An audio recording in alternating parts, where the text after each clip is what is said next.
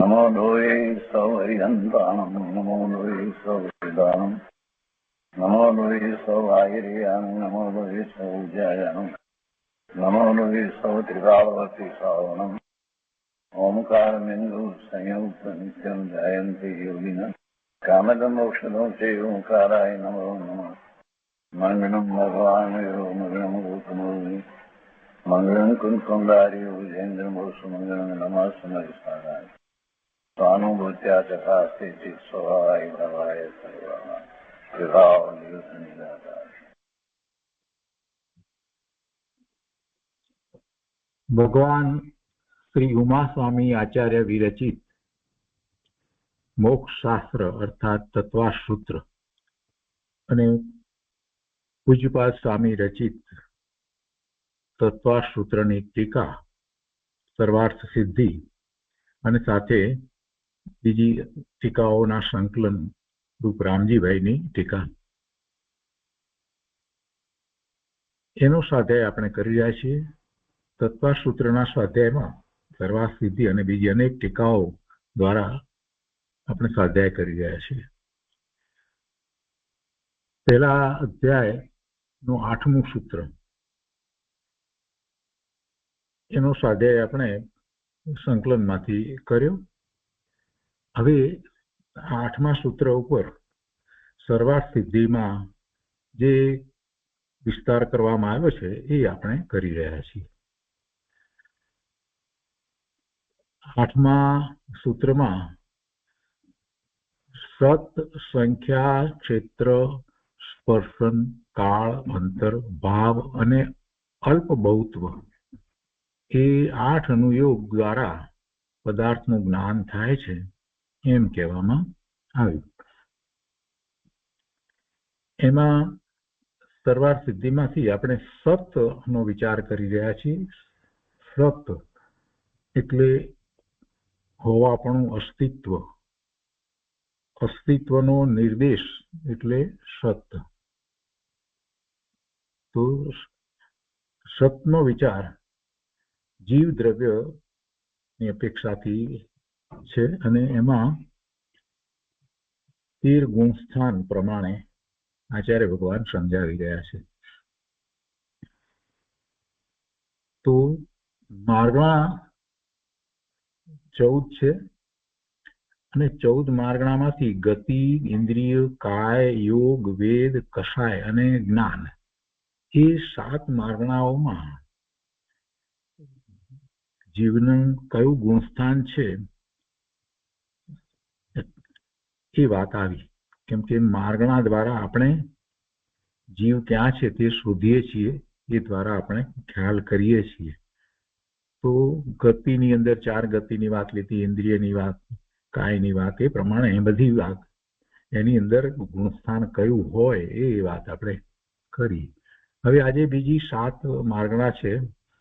સંયમ માર્ગણા, દર્શન માર્ગણા, લેશ્યા, ભવ્યત્વ, સમ્યક્ત્વ, સંગમિત્વ અને આહાર. આ 7 માર્ગણામાં જીવનું કયું ગુણસ્થાન હોય એ આચાર્ય ભગવાન સમજાવે છે. તો સર્વાર્થ સિદ્ધિમાં જ્ઞાન માર્ગણા પછી સંયમ માર્ગણા. તો 37મા બોલમાં આપણે જ્ઞાન માર્ગણા ની વાત લીધી. સહેજ પુનરાવર્તન કરીએ અને પછી આગળની માર્ગણા લઈએ. તો જ્ઞાન માર્ગણામાં આચાર્ય ભગવાને એમ કહ્યું कि ज्ञान मार्गणा के अनुवाद से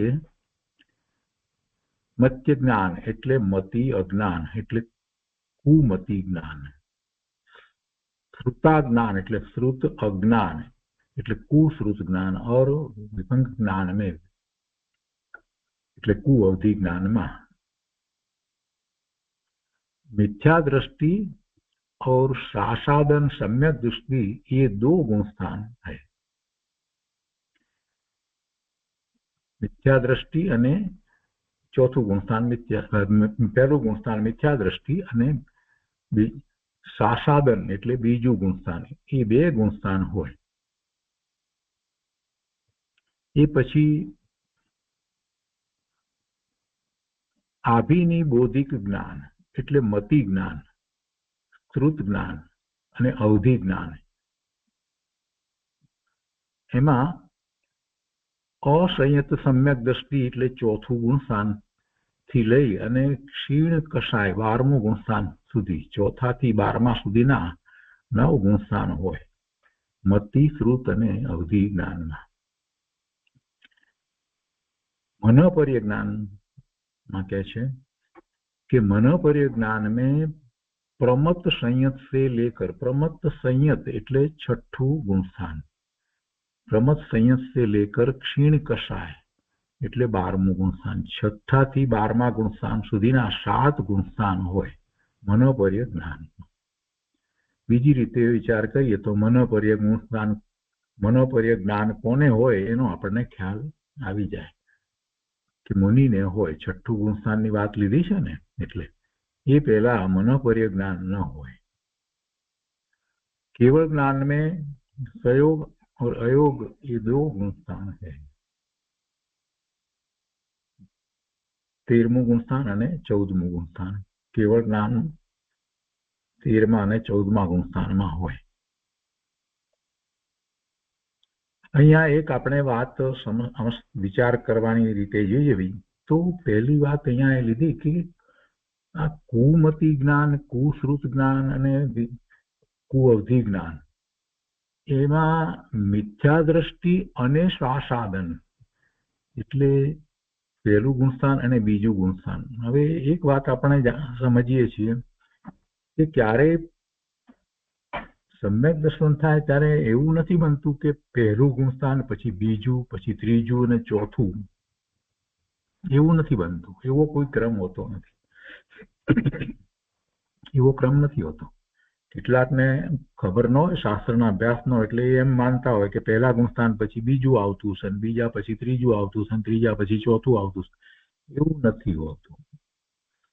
ચોથે ગુણસ્થાને જે સમ્યક દર્શન પ્રગટ કરે છે તો ઉપસમ સમ્યક દર્શનનો કાળ, પહેલા ઉપસમ સમ્યક દર્શન થાય છે તો એ કાળ અંતર્મુહૂર્તનો છે. એથી વધારે કાળ સુધી દર્શન મોહનીય કર્મની પ્રકૃતિ જે છે અને અનંતાનુબંધીની ચોકડી ચારિત્ર મોહનીય કર્મની પ્રકૃતિ એનો ઉપસમ અંતર્મુહૂર્તથી વધારે સમય રહેતો નથી. એટલે એ સમયમાં જે છે તે એને ઉપસમ સમ્યક દર્શન જ્યારે થયું છે અને એ પછી એ ચોથા ગુણસ્થાન એ કહેવાય. તો ચોથા ગુણસ્થાનથી એ ઉપસમ સમ્યક દર્શન પછીથી એને બીજા ગુણસ્થાને સાસાદન ગુણસ્થાને એ આવે છે અને પછી પાછો એ આ ઉપસમ સમ્યક દર્શનમાંથી ક્ષોક્ષમ સમ્યક દર્શન પ્રગટ કરે છે. બીજાથી ત્રીજેથી ચોથે એમ આવે. તો અહીંયા આપણે તો વાત બીજી કરી રહ્યા છીએ કે અહીંયા એમ લીધું છે કે કુમતિ, કુશ્રુત અને કુઅવધિ જ્ઞાન મિથ્યા દ્રષ્ટિને હોય એ વાત તો સમજાય એમ છે, પણ સાથે સાથે અહીંયા લીધું છે કે સાસાદન એટલે બીજા ગુણસ્થાનમાં પણ એવું હોય. બીજા ગુણસ્થાનમાં પણ એવું કુમતિ, કુશ્રુત અને કુઅવધિ જ્ઞાન હોય. સાસાદનમાં પણ એમ આચાર્ય ભગવાને અહીંયા એમ લીધું છે.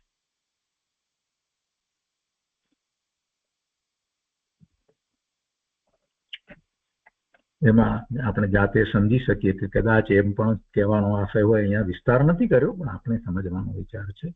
કેમ કે એ ઉપસમમાંથી જયારે પહેલે આવ્યો છે, બીજે આવ્યો છે, ચોથેથી બીજે જયારે આવ્યો છે તો એ પછીથી કોઈકને બળવાન થતું હોય ત્યારે પણ એ વખતે આવે, પણ એનો કાળ બહુ ઓછો હોય છે. બીજા ગુણસ્થાનનો કાળ ઘણો ઓછો છે. એમાં કેવડી ગમે વાત છે કોઈક અપેક્ષાથી એ કુમતિ, કુશ્રુત, કુઅવધિ હોઈ શકે.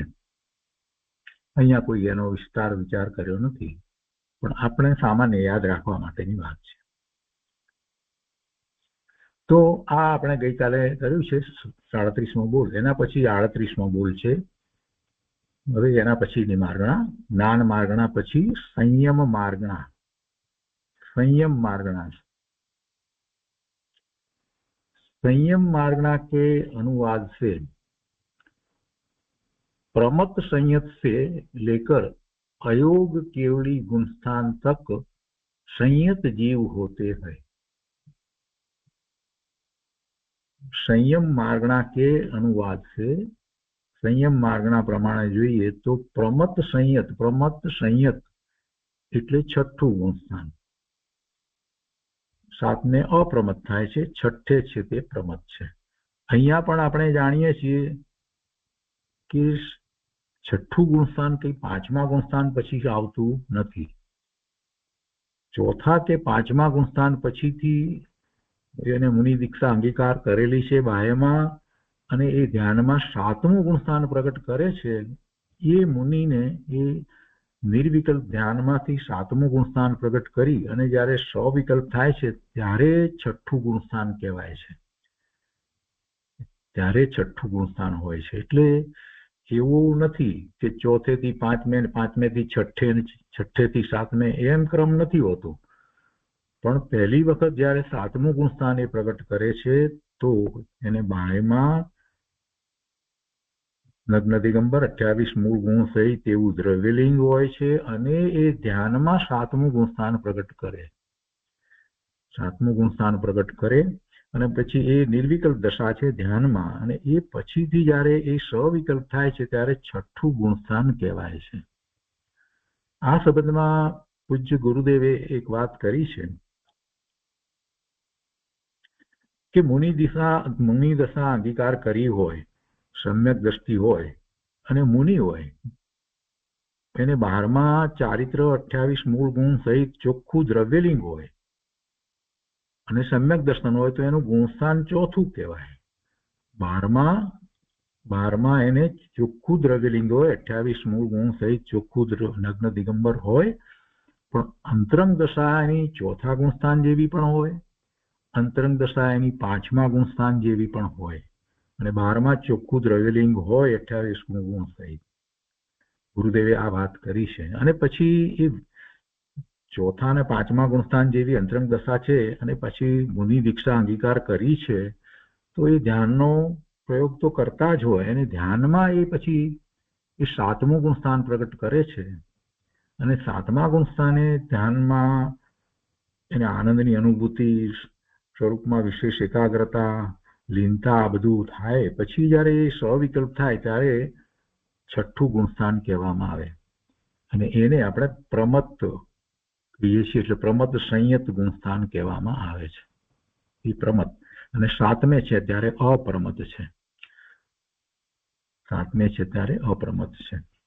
પ્રમત્તપણાનો અર્થ એવી રીતે થાય છે કે પ્રમાદ, અપ્રમત્ત એટલે પ્રમાદ રહિત, એક રીતે વ્યાકરણ પ્રમાણે જે અર્થ કરીએ તો એ રીતે થાય છે। અહીંયા કોઈ પ્રમત્ત એટલે કોઈ પ્રમાદ નથી, એવો કોઈ પ્રમાદ હોતો નથી છઠ્ઠા ગુણસ્થાનની દશામાં। પણ રાગની અપેક્ષાથી વિચાર કરવામાં આવે તો સાતમા ગુણસ્થાને અને છઠ્ઠા ગુણસ્થાનમાં ફેર એ છે કે સાતમા ગુણસ્થાને બુદ્ધિપૂર્વકનો રાગ નથી હોતો, સાતમા ગુણસ્થાને અબુદ્ધિપૂર્વકનો રાગ હોય પણ બુદ્ધિપૂર્વક રાગ નથી હોતો, અને છઠ્ઠા ગુણસ્થાને હોય છે। બુદ્ધિપૂર્વકનો રાગ તો મિથ્યા દ્રષ્ટિને પણ હોય છે, પહેલેથી છઠ્ઠા ગુણસ્થાન સુધી બધાને બુદ્ધિપૂર્વક રાગ હોય, છઠ્ઠા ગુણસ્થાન સુધી। એટલે વિકલ્પ જ્યારે છે ત્યારે સવિકલ્પ દશામાં એને બુદ્ધિપૂર્વક રાગ હોય।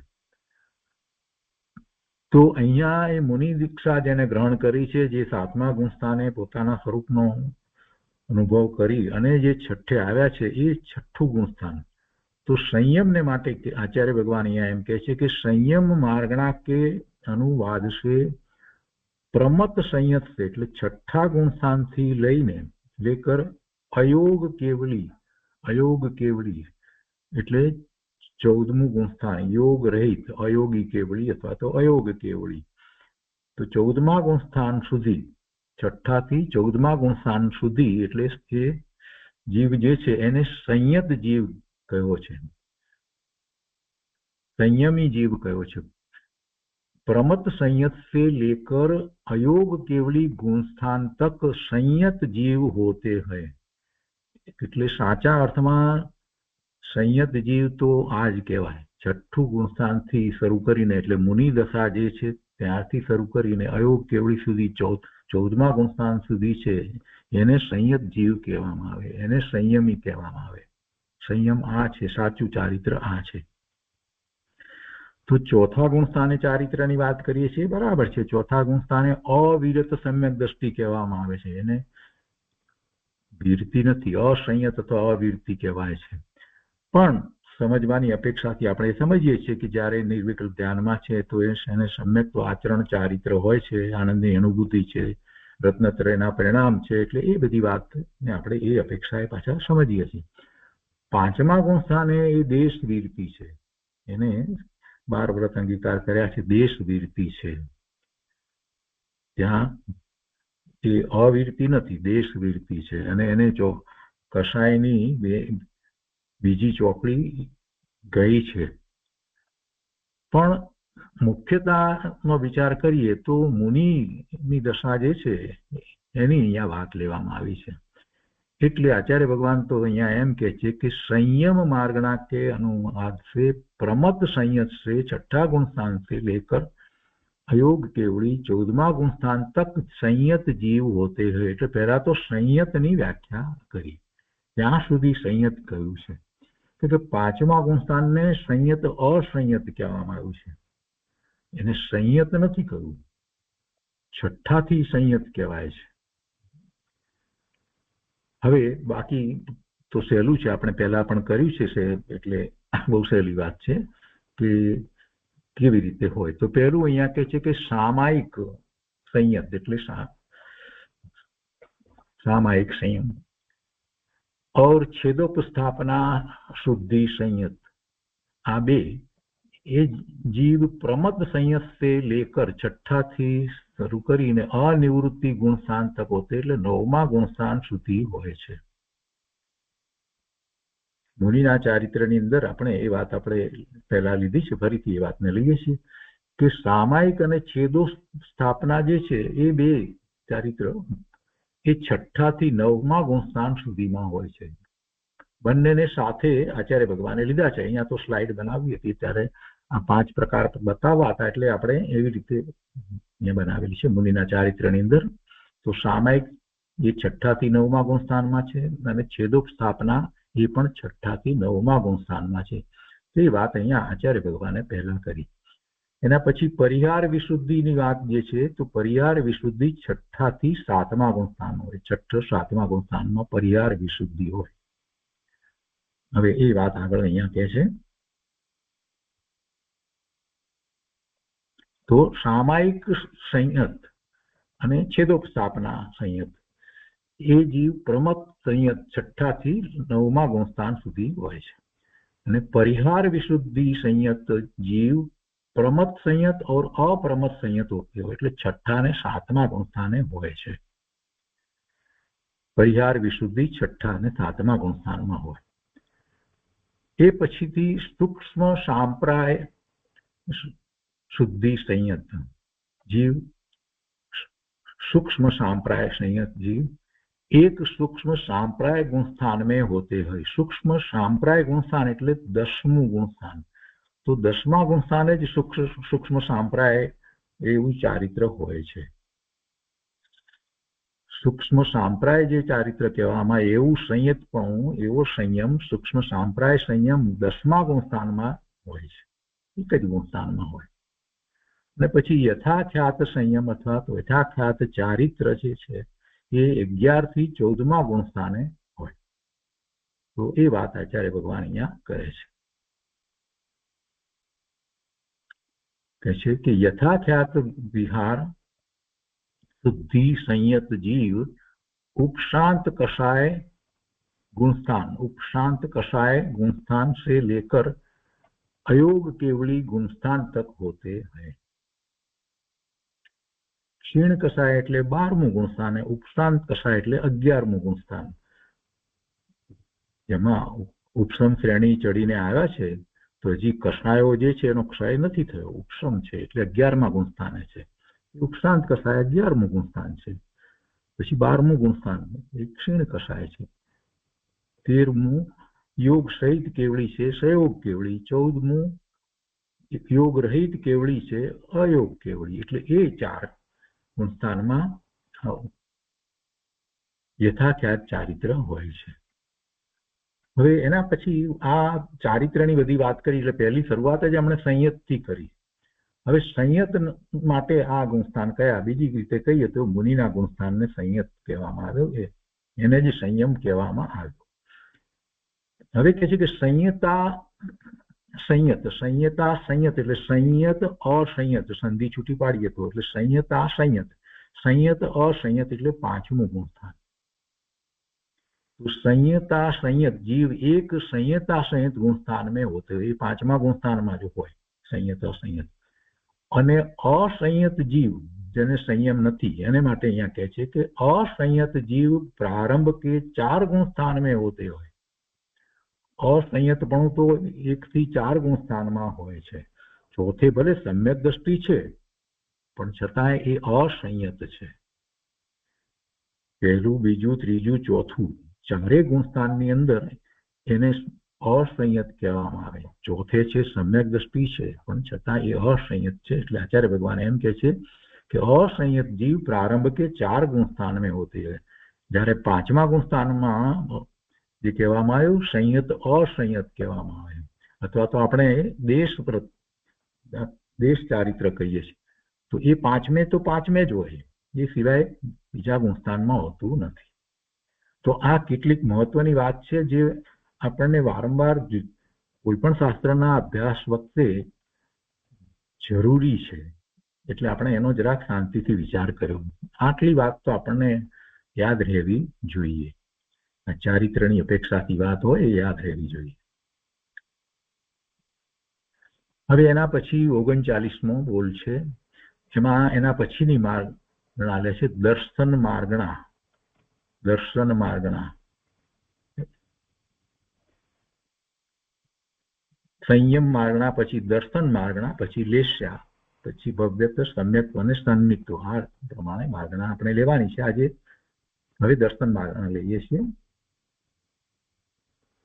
दर्शन मार्गणा के अनुवाद से जो दर्शन मार्गणा એટલે પહેલા મનમાં વિચાર શું કરવાનો. જેમ જ્ઞાન માર્ગણાની વાત આવી ત્યારે આપણે જ્ઞાનની વાત કરી તો જ્ઞાનના ભેદ આપણને અંતરમાં આવી ગયા કે મતિ જ્ઞાન, શ્રુત જ્ઞાન, અવધિ જ્ઞાન, મનોપરી જ્ઞાન, કેવળ જ્ઞાન, આ બધું જ્ઞાનમાં આવે. અને પછી એ મનમાં હોય તો આગળ વાંચીએ તો સમજાય. તો અહીંયા દર્શનમાં પણ એ રીતે પહેલા મનમાં આવી જવી જોઈએ. પહેલી 4 વસ્તુ તો એમાં યાદ આવી જવી જોઈએ કે ચક્ષુ દર્શન, અચક્ષુ દર્શન, અવધિ દર્શન અને કેવળ દર્શન. આ 4 પ્રકાર દર્શન આપણને ખ્યાલમાં આવવા જોઈએ. અને એના પછી બીજા જે 5 જે છે એ પણ આપણને ખ્યાલમાં રહેવા જોઈએ. પ્રચલા, પ્રચલા, પ્રચલા, નિંદ્રા, નિંદ્રા, નિંદ્રા અને શાત વૃદ્ધિ. તો ઉપયોગની અપેક્ષાએ જોવા જઈએ તો એ 5 પણ ઉપયોગ છે. 4, 9 અને પેલા જ્ઞાનના એ 14ની વાત આવે છે.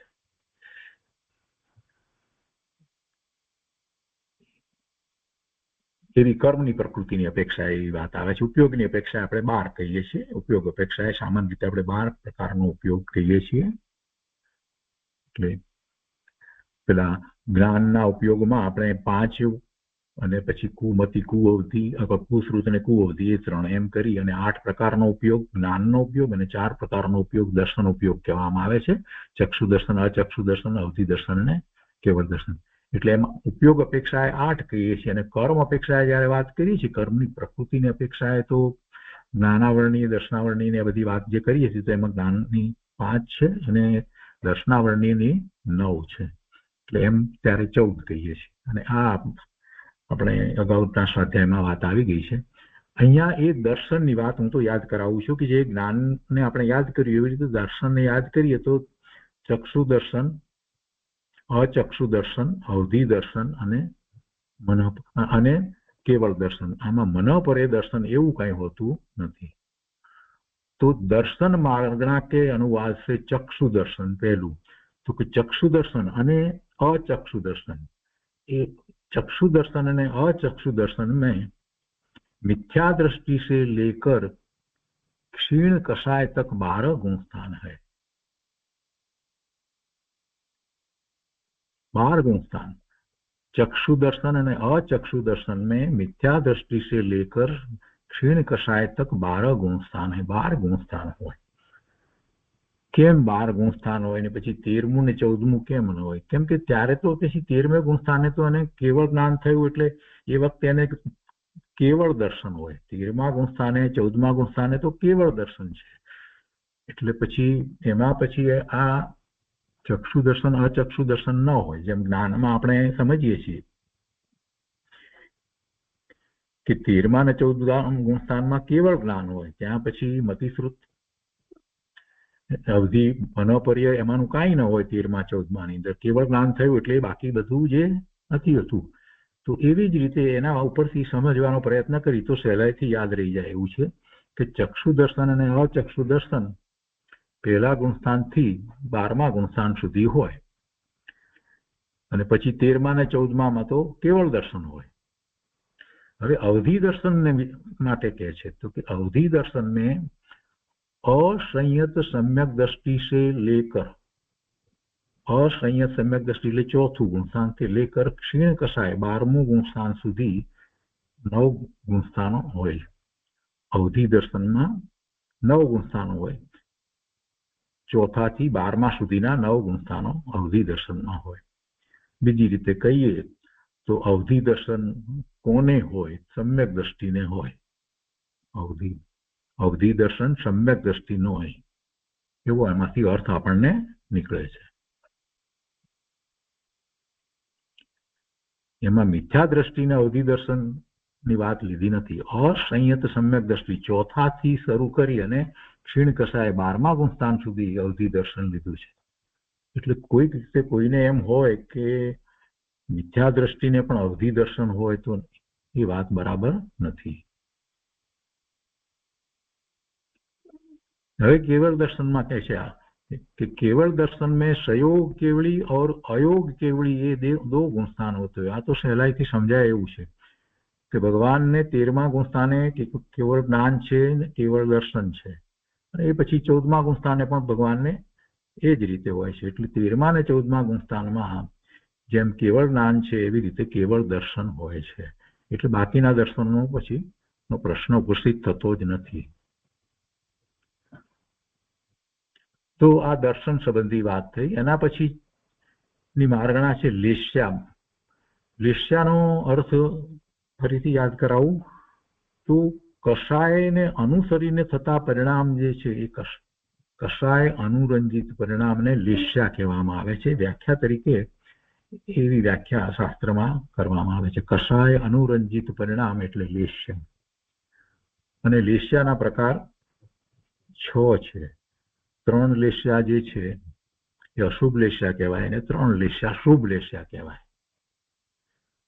तो एमां अहींया कहे छे कि लेश्या मार्गणा के अनुवाद से कृष्ण, नील और कापोत आ 3 अशुभ लेश्याओ छे। कृष्ण कापोत लेश्या करता वधारे नील अने नील करता वधारे कृष्ण अशुभ छे। अशुभतामां क्रम जोवा जईए तो कापोत थी वधारे अशुभ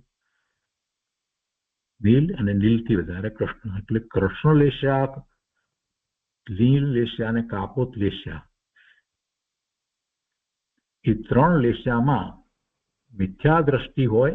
એટલે અહીંયા કહે છે कि कृष्ण, नील और कापोत लेश्या में मिथ्या दृष्टि से लेकर असंयत सम्यक दृष्टि तक 4 गुणस्थान होय। एनो अर्थ शुं थयो कि 1 થી 4 गुणस्थान होय। कई आ 3 अशुभ लेश्यानी अंदर।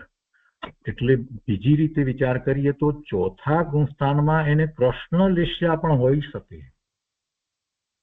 ચોથા ગુણસ્થાનની અંદર એને કૃષ્ણ લેશ્યા પણ હોય જ એમ નથી કહેવું, પણ એમ પહેલા ગુણસ્થાને મિથ્યા દ્રષ્ટિને હોય એ સમજાય છે। બીજામાં પણ વાત, ત્રીજામાં પણ।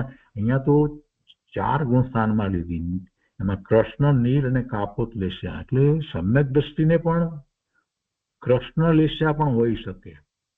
એટલે એને એવા તીવ્ર કષાય ક્યારેક થાય, પણ છતાંય આ લેસ્યા કહેવામાં આવી છતાં પણ એનો અર્થ એવો નથી થતો કે એને એવા પરિણામ થાય તો એનું કંઈક સમ્યક તો છૂટી જાય. કેમ કે એવા કોઈક વખત એવા કશાય થાય પણ તરત જ એ તો પોતે પાછો પોતાના સ્વભાવ ભાવે થઈ જાય છે. એટલે શ્રદ્ધામાંથી એ ડગતો નથી. અને બેનશ્રીએ એ વાત લીધી છે કે એને પણ અશુભ ભાવ આવે છતાં પણ એની શ્રદ્ધા જે છે એમાંથી ડગતો નથી. ને બેનશ્રીએ તો એ વાત લીધી છે. રોજ આપણે સાંજે એ વાત આવે જ છે. અત્યારે બેનશ્રીના વચનામૃતનો આપણે જે સ્વાધ્યાય કરી રહ્યા છીએ એટલે એની અંદર એ વાત હંમેશા આવે જ છે કે સમ્યક દ્રષ્ટિને પણ એવા અશુભ પરિણામ થાય છતાં પણ એની દ્રષ્ટિ તો સ્વરૂપ તરફ જ રહે છે. એ શ્રદ્ધામાં એને કાંઈ ફેર પડતો નથી. ઉપયોગ ભલે 12માં હોય છતાં પણ એ વાત તો વારંવાર એ આવે છે. તો અહીંયા કહે છે કે ચોથા ગુણસ્થાનની અંદર પણ એને એ લેસ્યા હોય. પહેલા ગુણસ્થાનથી ચોથા ગુણસ્થાન સુધી અસંયત સમ્યક દ્રષ્ટિ 4 ગુણસ્થાન હોય. હવે એના પછીની લેસ્યા લીધી છે શુભ લેસ્યાઓમાં પિત્ત और પદ્મ લેસ્યા. પિત્ત લેસ્યા, પદ્મ લેસ્યા અને પછી શુક્લ લેસ્યા. तो पित्त और पद्म लेस्या में मिथ्या दृष्टि से लेकर चौथा गुणस्थान की बात नहीं है, पहला गुणस्थान थी ज बात लीधी है. कोઈને એમ થાય કે શુભ લેસ્યા, હા પહેલા ગુણસ્થાને મિથ્યા દ્રષ્ટિને પણ શુભ ભાવ હોય છે પણ એને પિત્ત અને પદ્મ લેસ્યા જેટલો શુભ ભાવ હોય. पित्त और पद्म लेस्या में मिथ्या दृष्टि से लेकर अप्रमत संयत तक 7 गुणस्थान होते हैं.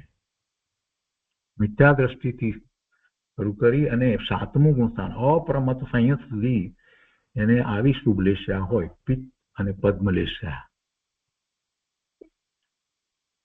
હવે એક પ્રશ્ન અહીંયા જે થાય કે 7મું ગુણસ્થાન લીધું, અપ્રમત સંયત લીધું છે તો એ તો નિર્વિકલ્પ ધ્યાનમાં હોય તો ત્યારે પછી કશાયનો તો પ્રશ્ન જ નથી. મંદ કશાય શુભ ભાવ છે ને એને અનુસરીને એવી લેસ્યા. તો એમાં હજી અબુદ્ધિપૂર્વકનો રાગ જે કહેવામાં આવે છે તો એ અપેક્ષાથી એ વાત આપણને થોડી સમજાઈ જાય એમ છે કે બરાબર છે, એમાં વિકલ્પની કાંઈ જરૂર નથી. એ તો લેસ્યાની વાત છે. એમના જે શુભ ભાવ જે છે એને અનુસરીને થતી આ દશા છે. એટલે પિત્ત અને પદ્મ લેસ્યા 7મા ગુણસ્થાન સુધી હોય. એટલે 7મા ગુણસ્થાને પણ હોય. पित्त और पद्म लेस्या में मिथ्या दृष्टि से लेकर अप्रमत सात પહેલાથી 7મા ગુણસ્થાન સુધી હોય. પછી શુક્લ લેસ્યા. જો શુક્લ લેસ્યાની વાત છે, શુક્લ ધ્યાનની વાત નથી. तो शुक्ल लेस्या में मिथ्या दृष्टि से लेकर संयोग केवली तक 13 गुणस्थान है. शुक्ल लेस्या मिथ्या दृष्टिने હોય એટલે એવો ઉત્કૃષ્ટ શુભ ભાવ મિથ્યા દૃષ્ટિને પણ આવે અને એને અનુસરીને એના પરિણામ એને લેસ્યા કહેવાય. तो शुक्ल लेस्या में मिथ्या दृष्टि से लेकर संयोग केवली तक, संयोग केवली એટલે 13મું ગુણસ્થાન. તો પહેલાથી 13મા ગુણસ્થાન સુધીમાં શુક્લ લેસ્યા હોઈ શકે.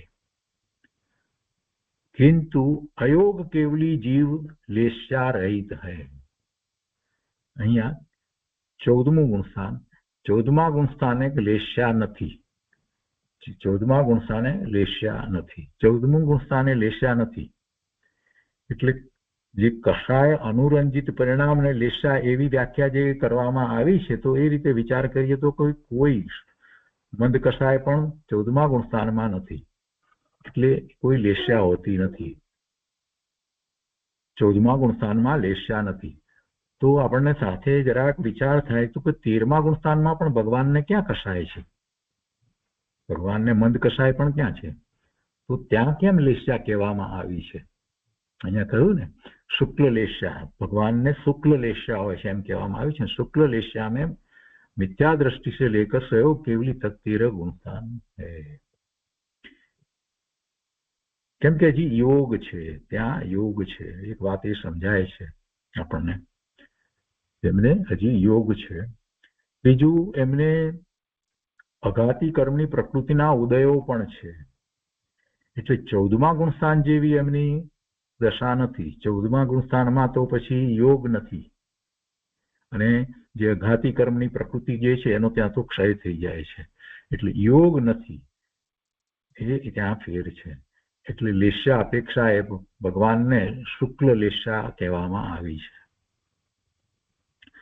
વિશેષ વિસ્તાર ક્યાંય બીજી જગ્યાએ શાસ્ત્રોમાં છે જુદી રીતે, ત્યાંથી સમજી શકાય. પણ આપણને એટલો ખ્યાલ આવે છે કે સિદ્ધ ભગવાન કરતા આ રીતે ફેર પડે છે. આ કેટલીક વાત એવી હોય છે, ચર્ચાના વિષયો થઈ શકતા હોય છે, પણ આચાર્ય ભગવાને અહીંયા જયારે લખ્યું છે ત્યારે એને રાખી અને આપણે એના સંબંધી વિચાર કરવાનો છે. એનો વિરોધ કરીને વિચાર ન કરાય. વિવક્ષા ભેદની વાત કરતા હોય ત્યારે એમ વિરોધ કરીને નથી કહેવામાં આવતું. એ વસ્તુને રાખીને બીજી પણ અપેક્ષાઓ હોય ત્યારે એને વિવક્ષા કહેવામાં આવે છે. હવે એ પછીથી માર્ગણા છે ભવ્ય માર્ગણા, भव्य અને अभव्य. तो भव्य मार्गणा के अनुवाद से भव्यों में 14 ही गुण स्थान है. भव्य जीव ने 14 गुण स्थान હોય, किंतु अभव्य पहले ही गुण स्थान में पाए जाते हैं. અભવ્ય પહેલે ગુણ સ્થાને હોય. કોઈને એમ થાય કે બીજે કેમ નહીં, પણ બીજું ક્યાંથી આવે? ચોથું આવ્યા વિના બીજું આવે નહીં.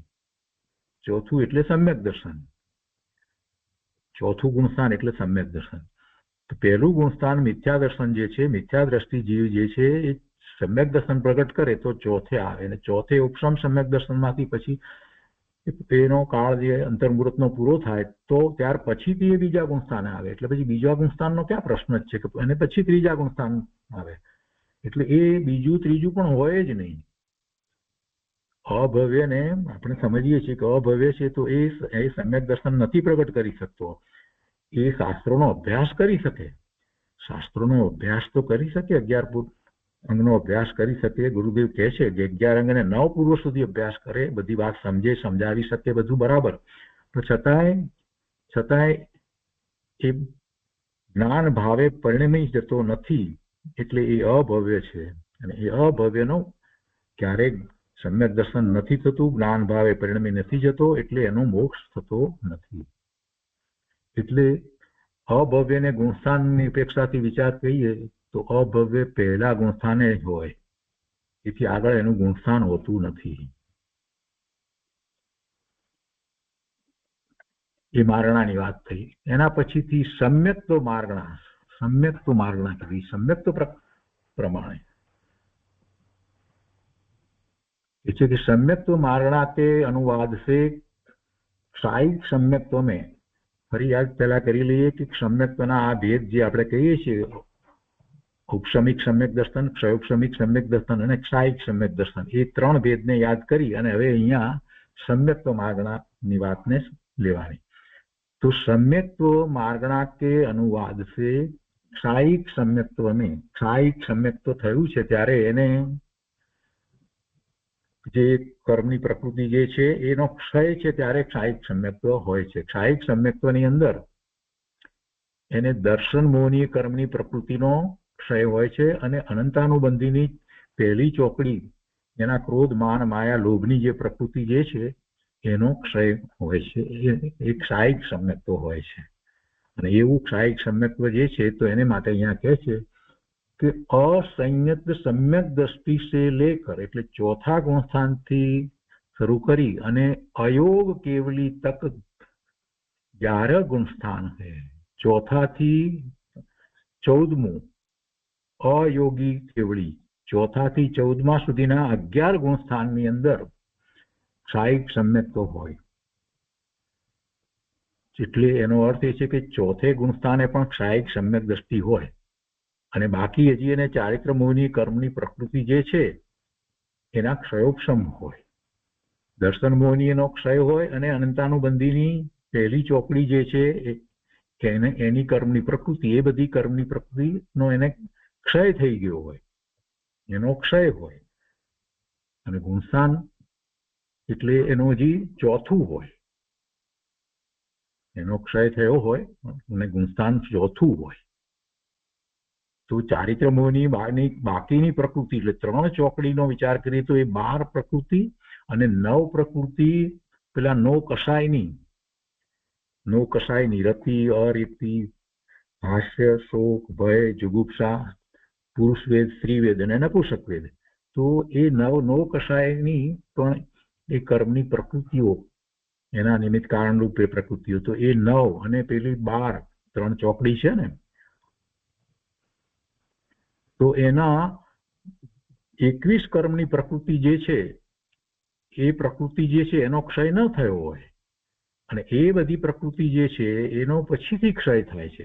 કે ક્ષપક શ્રેણી ચડે છે ત્યારે એનો ક્ષય થાય છે. ઉપસમ શ્રેણી ચડે છે તો એ બધા ચોકડી, એ બધી કર્મની પ્રકૃતિનો એને ઉપસમ હોય છે. 8મા ગુણસ્થાને જયારે ક્ષપક શ્રેણી ચડે છે ત્યારે એ બધી ચારિત્ર મોનીની બાકીની કર્મની પ્રકૃતિ 21 પ્રકૃતિનો એમાં 8મું ગુણસ્થાન થી 9મા ગુણસ્થાન પહોંચે ત્યાં એમાં એને ક્ષય થાય છે, 8મા 9મા.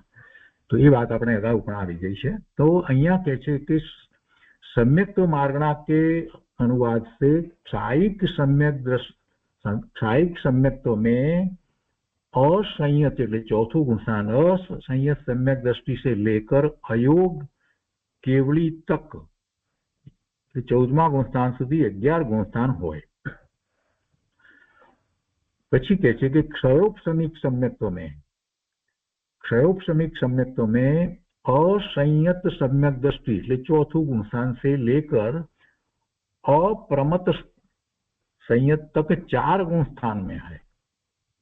क्षयोपशमिक सम्यक दर्शन चौथा गुणस्थान થી લઈને ચોથું असंयत सम्यक दृष्टि, પછી 5મું દેશવૃત્તિ, 6થું પ્રમત અને 7મું અપ્રમત, એમ 4 ગુણસ્થાન. ચોથા થી 7મા સુધીના 4 ગુણસ્થાનની અંદર क्षयोपशमिक सम्यक दर्शन હોય, ત્યાં સુધી क्षयोपशमिक सम्यक दर्शन હોય. ચોથા થી 7મા સુધીમાં 4માં क्षयोपशमिक सम्यक दर्शन હોય. હવે औपशमिक सम्यक दर्शन માટે કહે છે કે औपशमिक सम्यक्त्व में असंयत सम्यक दृष्टि चौथुं से लेकर उपशांत कषाय तक 8 गुणस्थान है. उपशांत कषाय એટલે 11મું ગુણસ્થાન, क्षीण कषाय એટલે 12મું ગુણસ્થાન અને ઉપશાંત કષાય એટલે 11મું ગુણસ્થાન. તો ચોથા થી 11મા ગુણસ્થાન સુધી ના 8 ગુણસ્થાન થાય. ચોથા થી 11 એટલે 8 ગુણસ્થાન થયા.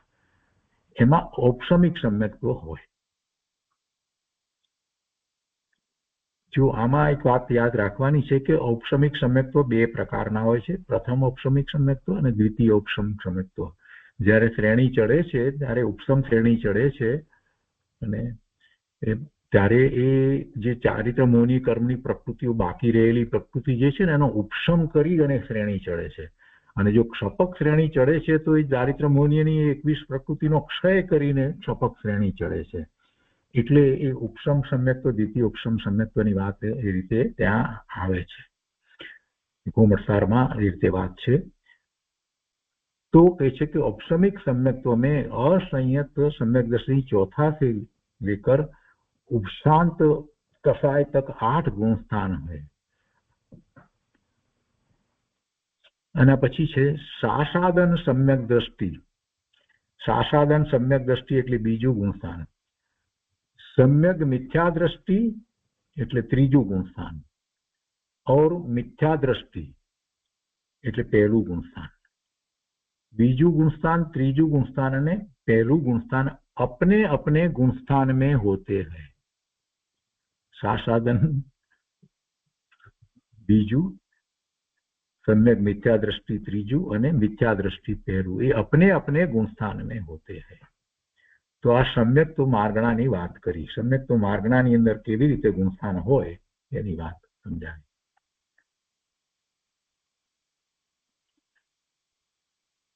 તો અહીંયા આપણે પહેલી સતની વાત હતી એ અહીંયા આપણે પૂરી કરીએ છીએ. સત પછી હજી એક વાર માગણા રહી છે. સોરી, અહીંયા આપણે હજી માગણા જે બાકી છે, દર્શન, લેશ્યાસ, ભવ્યત્વ, સમ્યક્ત્વ, હજી સંનિત્વ અને આહાર, એ 2 માગણા બાકી છે. એ 2 માગણાનો વાત બાકી છે.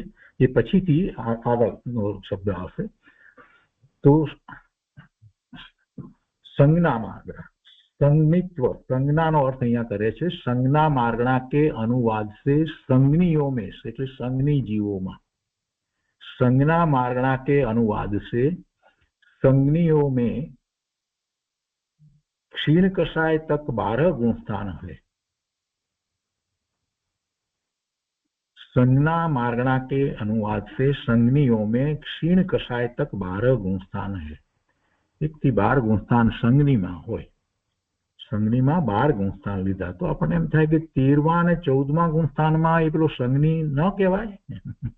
થોડોક આપણને વિચાર કરીએ તો એમ થાય કે સંજ્ઞા માર્ગણામાં એ કેમ નથી લીધું. संज्ञा मार्गणा के अनुवाद से संगनियों में क्षीण कषाय तक 12 गुण स्थान है. 13મા અને 14મા ગુણ સ્થાનની અંદર 13મા અને 14મા ગુણ સ્થાનમાં સંગનીપણાની જરૂર છે. આમ વિચાર કરવા જઈએ તો મન દ્વારા કઈ કાર્ય કરવાનું છે. મન વાણી અને કાયાનો યોગ 13મા ગુણ સ્થાને છે, પણ પછી શું સંગનીપણાનો કોઈ અર્થ રહેતો નથી. કેમ કે ભગવાનને તો કેવળ જ્ઞાન, કેવળ દર્શન, સીધું જ બધું જ એક સમયમાં જ્ઞાન છે. એટલે એમાં કાંઈ હવે આપણે બીજી રીતે વિચાર કરીએ તો આપણને ખ્યાલ આવે કે ભગવાનને તો સીધું છે. એમાં પછી ક્યાં સંગનીપણાની જરૂર છે? સંગનીપણાની જરૂર સમ્યક તો પ્રગટ કરીએ ત્યારે ચોથું ગુણસ્થાન જે આપણે જે કહીએ છીએ કે ભાઈ ચોથું ગુણસ્થાન કોને આવે તો સંગનીને આવે, સંગની પચેન્દ્રિયને આવે. સંગની પચેન્દ્રિય ન હોય તો ના આવે. તો ત્યાં તો બરાબર છે, પણ પછી તો કેવળ જ્ઞાન પ્રગટ કર્યા પછીથી એવા સંગનીપણાનો કઈ અર્થ રહે છે નથી. એટલે એ અપેક્ષાથી વાત હોય અહીંયા. આ તો આપણે એક વિવક્ષાથી વાત કરીએ છીએ. અહીંયા જે કહેવામાં આવ્યું છે એનો આપણને સ્વીકાર છે कि संज्ञा मार्गणा के अनुवाद से संगनियों में क्षीण कषाय तक 12 गुण स्थान है. असंगनीમાં ના હોય. असंगनियों में एक ही मिथ्या दृष्टि गुण स्थान है. એમાં એક મિથ્યા દ્રષ્ટિથી આગળ અસંગની ને ગુણસ્થાન હોય નહીં. એટલે એક નિગોદના જીવોને એકેન્દ્રિય, 2 ઇન્દ્રિય, 3 ઇન્દ્રિય, 4 ઇન્દ્રિય ને असंगनी पचेन्द्रिय લઈએ તો એ બધા સુધીની અંદર असंगनी છે. તો असंगनी में एक ही मिथ्या दृष्टि गुण स्थान है. આપણે તો આમાંથી બોધ લેવાનો છે કે અરે બિચારા એમને એ જીવોને તેની સંખ્યાનો વિચાર કરીએ તો કેટલા બધા એ જીવો બધા આપણે જોઈએ છે ને. આ કીડા મકોડા આ તે બધા જોઈએ છે, મચ્છર બચ્છર આ બધા જોઈએ છે. બધા 1 ઇન્દ્રિય, 2 ઇન્દ્રિય, 3 ઇન્દ્રિય આ ભમરા આ બધા જે જોઈએ છીએ, મધમાખી બધા કેટલા બધા નાના નાના જે જીવો જે છે અસંગની બધા એ અસંગની મિથ્યા દ્રષ્ટિ ગુણસ્થાનમાં છે. એ તો ઠીક છે, પણ એ બિચારા કેવી રીતે આગળ કઈ પુરુષાર્થ કરે? આપણને જયારે વિચાર આવે કે આટલા બધા આ જીવો આવા છે અને એમાં જો મારું જવું થાય, એવા તિર્યંચમાં જવાનું થાય અને એમાં અસંગની થયો તો મારો ક્યારે પાર આવે? અનંત કાળ સુધી પાર ના આવે, ઠેકાણું પડે નહીં મારું. આમાંથી તો આપણે બોધપાઠ લેવાનો છે. એ તો મિથ્યા દ્રષ્ટિ જ હોય. મિથ્યા દ્રષ્ટિને માટે કંઈક ને કઈ મનની જરૂર છે એવું નથી. કે કોઈને એમ થાય કે એમને મન નથી, વિચાર નથી કરતા તો મિથ્યા દ્રષ્ટિ એમનું કેવું મિથ્યા દ્રષ્ટિ પણ જેને કઈ પણ શાસ્ત્રનો અભ્યાસ નથી ને એવી રીતે વિચાર કરે એને ક્યાં છે જ કઈ. એને તો કઈ કેટલાક લોકો તો અત્યારે જે જૈન મતમાં નથી અને જે અમુક બીજા મતમાં છે એ લોકો તો એમ જ માને છે કે આ બધા બીજા બધા જે જીવો છે એ બધા જે છે એને તો કઈ વિચારે હોતો નથી. એને તો ભગવાને આપણે માટે બનાવ્યા છે, એને મારી નાખીએ તો કઈ વાંધો નહીં. આવી માન્યતાઓ વાળા છે કેટલાક લોકો. અમેરિકામાં ને યુરોપમાં ને બધે જે આ માંસાહાર કરે છે એ લોકોને તો એમ જ છે. ઇન્ડિયામાં પણ એ લોકોને એમ જ છે કે આ બધા જે છે તો એ લોકો તો બધા સંઘની પચેન્દ્રિયને પણ એમ જ માને છે કે તો બધા ભગવાને આપણે માટે બનાવ્યા છે, એને મારી નાખવાના. આવી તો માન્યતાઓ વર્તે છે. તો બીજી રીતે વિચાર કરીએ તો આ જે અસંગની જે છે એનો તો ક્યારેય પાર આવે નહીં. અસંગનીને તો એટલે આમાંથી તો આપણે બહુ મોટો બોધપાઠ લેવાનો છે કે આપણને સંગની પણ મળ્યું ને એમાં ઉત્કૃષ્ટ સંગની પણ મળ્યું. સંગની તો તિર્યંચ પણ હોય અને તિર્યંચમાં હોય સંગની હોય તો કોઈકને જ સમ્યક દર્શન થાય ને થાય ને એમાં પાછો કોઈ પાંચમા ગુણસ્થાન તો બહુ ઓછા પ્રમાણમાં જોવા જઈએ, એટલે સંખ્યા અપેક્ષાએ ઘણા છે એ વાત ગુરુદેવે કરી છે બરાબર, પણ એ કંઈક જેટલી એમની સંખ્યા છે એના પ્રમાણમાં, એના પર્સન્ટેજ પ્રમાણે વિચાર કરીએ તો કેટલા, અને વધારે ચાન્સીસ ક્યાં, સંઘની પચેન્દ્રિય અને વધારેમાં વધારે ધર્મ પામવાની શક્યતાઓ ક્યાં છે? મનુષ્યમાં. દેવમાં પણ ભૂલો પડી જાય બિચારો, કેમ કે એ ભોગવવામાં ને ભોગવવામાં એને યાદ જ ના આવે, કાંઈ ધર્મ યાદ જ ના આવે, શારીરિક કોઈ તકલીફ હોય નહીં ને દેવોને, શારીરિક કોઈ પ્રકારની તકલીફ હોય નહીં, બીજી બધી કમાવા બમાવાની કઈ ચિંતા નથી હોતી, એટલે એ પ્રકારના બધા દુઃખો, એવી પ્રતિકૂળતાઓ તો હોતી નથી, એટલે ભોગમાં એ પડી જાય અને એટલું લાંબુ આયુષ્ય જે છે એનું એ પૂરું કરે ત્યાં સુધી એને ધર્મ સૂઝે નહીં. અને એટલા માટે તો એ બધા દેવો, મિથ્યાદ્રષ્ટિ દેવો જે છે એ ત્યાંથી ચેવી અને રેન્જમાં જાય છે.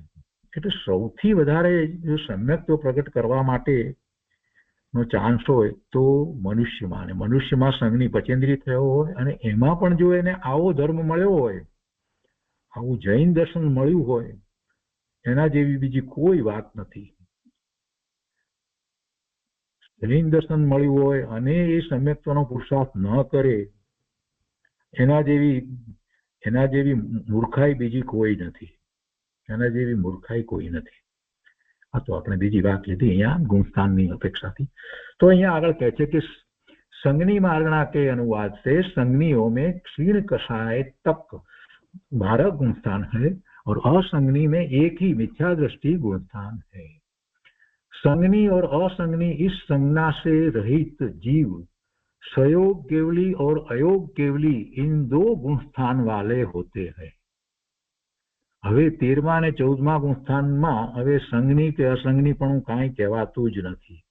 આપણે જે પ્રશ્ન કર્યો ને પહેલા એ હવે આજુ આ રીતે બાકી વાત છે. ભગવાનને શું 13મા 14મા ગુણસ્થાનની અંદર છે? संगनी और असंगनी इस संज्ञा से रहित जीव संयोग केवली 13મું ગુણસ્થાન અને 14મું અયોગ કેવળી એ ગુણસ્થાનમાં હોય છે. તો એ સંજ્ઞા માર્ગણાની વાત થઈ. અને છેલ્લી માર્ગણા જે છે આહાર માર્ગણા, એને માટે અહીંયા કહે છે કે आहार मार्गणा के अनुवाद से आहारकों में मिथ्या दृष्टि गुण स्थान से लेकर चौथा गुण स्थान थी लई हमारे पहला गुण स्थान थी लईने मिथ्या दृष्टि गुण स्थान से लेकर संयोग केवली तक 13 गुण स्थान होते हैं आहार मार्गणा में. અને પછી વિગ્રહ ગતિની વાત કરે છે. જીવની વિગ્રહ ગતિમાં શરીર છોડીને નીકળે છે ત્યારે 2, 3 કે 4 સમયમાં જે બીજા જ્યાં જો પહોંચવાનું છે ત્યાં પહોંચી જાય છે, બીજી જગ્યાએ જ્યાં જન્મ લેવાનો છે, તો એની વાત લીધી છે. વિગ્રહ गति को प्राप्त એમાં अनाहारकों में मिथ्या दृष्टि, सासादन सम्यक दृष्टि और असंयत सम्यक दृष्टि चौथું, પહેલું, બીજું અને ચોથું ગુણસ્થાન, આ 3 ગુણસ્થાન હોય. વિગ્રહ ગતિ કો પ્રાપ્ત અનાહારકો में, એટલે પહેલા એ અનાહારક હોય છે, પછી એ જ્યાં જે પહોંચે છે ત્યાર પછીથી એ આહારક થાય છે. અને અહીંયા આગળ કહે છે કે તથા સમુદ્ઘાતગત સંયોગ કેવળી 13મા ગુણસ્થાનની દશામાં કેવળ જ્ઞાન પ્રગટ થયા પછીથી એ પરમાત્મા, અર્યંત પરમાત્મા છે, તીર્થંકર નહીં, બીજા જે કેવળી પરમાત્મા હોય કે જેને આયુષનો સમય 6 મહિના કરતા ઓછો બાકી રહ્યો હોય એવા કેવળી પરમાત્મા, એમને કેવળ જ્ઞાન થયા પછી 6 મહિના કરતા ઓછો સમય બાકી રહ્યો હોય એ સમુદ્ઘાત કરતા હોય છે. એ આપણે સમુદ્ઘાત વખતે વાત લીધી છે કઈ રીતે એ બધું. તો એ સમુદ્ઘાતગત संयोग केवली और अयोग केवली એટલે 14મું ગુણસ્થાન जीव भी अनाहारक होते हैं, એ પણ અનાહારક હોય છે. વળી કહે છે कि सिद्ध परमेष्ठी गुणस्थानातीत है, એમને તો કોઈ ગુણસ્થાન હોતું નથી, સિદ્ધ પરમાત્મા થઈ ગયા પછી ક્યાં ગુણસ્થાનનો પ્રશ્ન છે. इस प्रकार सत्य प्ररूपणा का कथन समाप्त हुआ. सत परूपणाનું કથન સમાપ્ત થયું. સત એટલે હોવાપણાનું. પહેલી વાત જે છે સતની એનો અહીંયા વિસ્તાર પૂરો થયો. આપણે આજનો સ્વાધ્યાય અહીંયા સુધી રાખીએ છીએ. હવે એ પછી સત પછીના બાકીના જે 7 શબ્દ જે છે એનો એક પછી એક વિચાર કરીશું. આ સત પૂરું થયું પછી સંખ્યા, ક્ષેત્ર, સ્પર્શન, કાળ, અંતર, ભાવ અને અલ્પ બહુત્વ, એ બાકી 7 જે છે એ અનુયોગ નો વિસ્તાર આપણે સરવાળ સ્થિતિમાંથી આવતા સ્વાધ્યાયથી કરશું. તો આજનો સ્વાધ્યાય અહીંયા સુધી રાખીએ છીએ.